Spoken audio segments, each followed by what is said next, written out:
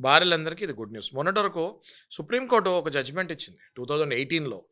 దానివల్ల అడల్టరీని క్రైమ్ ఉండేది. ఇంతకుముందు ఒక భార్య ఎవరితో అయినా అడల్టరీలో ఉంటే భర్త వెంటనే అవతల వాడి మీద కేసేస్తే కేస్ బుక్ అయ్యేది. కేస్ బుక్ అయ్యి వానికి జైలు శిక్ష కూడా పడేది. అది 2018లో సుప్రీంకోర్టు అది తీసేస్తాం జరిగింది. ఓకే.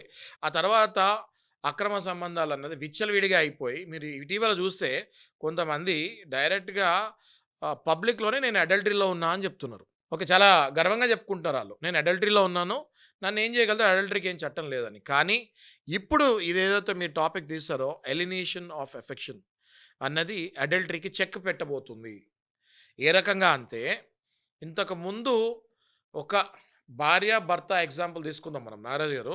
Okay sir. ఓకే. ఈ కేసులో భర్తని వేరే ఆవిడ ముగ్గులోకి దింపితే, దాని తర్వాత భార్య ఇప్పుడున్న ఈ ఎలినేషన్ ఆఫ్ ఎఫెక్షన్ ప్రకారం ఎలా ఎళ్ళొచ్చు అన్నది చెప్తాను. ఇంతకుముందయితే ఏం చేయలేదు భార్య. మహా అయితే డైవర్స్ ఇచ్చి వదిలేయాలి. ఇప్పుడు లేటెస్ట్‌గా ఢిల్లీ హైకోర్టు గత 10, 15 రోజుల క్రితం ఇచ్చిన జడ్జిమెంట్ ప్రకారము థర్డ్ పర్సన్ ఎవరైనా వచ్చి మీ లైఫ్‌లో మీ భర్తను డిస్టర్బ్ చేసి, మీ భర్త ప్రేమ గనక ఆమె వైపుకు మళ్ళించుకుంటే, ఖచ్చితంగా అందులో ఆమె ఇంటెన్షన్ చూడాలి. థర్డ్ పర్సన్ ఎవరైతే వచ్చారో ఆమె ఇంటెన్షన్ చూడాలి.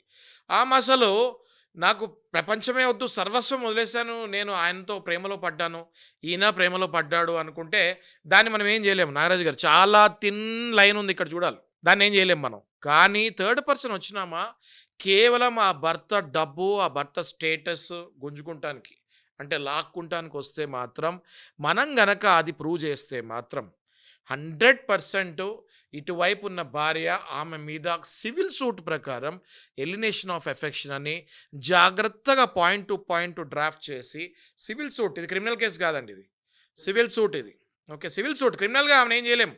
సివిల్ సూట్ ప్రకారము ఎలినేషన్ ఆఫ్ ఎఫెక్షన్ కింద అది కనుక మనం జాగ్రత్తగా ఫైల్ చేసుకొని తగిన ఎవిడెన్సెస్ అంటే ఆ వచ్చినామా ఖచ్చితంగా ట్రాప్‌లోనే మొగుడిని తీసుకెళ్తానికి వచ్చింది, అందులో ప్రేమ లేదు అని గనక మనం ప్రూవ్ చేస్తే 100% ఆమె దగ్గర నుంచి ఎంతోతే మీరు ఒక 2, 3 ఏళ్ళు అనుకోండి ఫర్ ఎగ్జాంపుల్ ఈ ఎఫ్ఐఆర్ నడిచిందనుకో. ఈ 2, 3 ఏళ్లలో ఆ భార్య మానసికంగా, ఆరోగ్యపరంగా ఎంత సఫర్ అయిందో, పిల్లలుంటే పిల్లలు ఎంత సఫర్ అయ్యారో, దానివల్ల వీళ్ళకి ఎన్ని అప్పులై ఉంటాయో, ఇంట్లో డబ్బులు పెట్టకుండా డబ్బంతా ఆమెకి ఇచ్చుంటే, ఎంతోతే ఆ డబ్బు ఆమె మీద ఖర్చు పెట్టారో వడ్డీతో సహా ఫర్ ఎగ్జాంపుల్ 50, 60 లక్షలు అనుకోండి.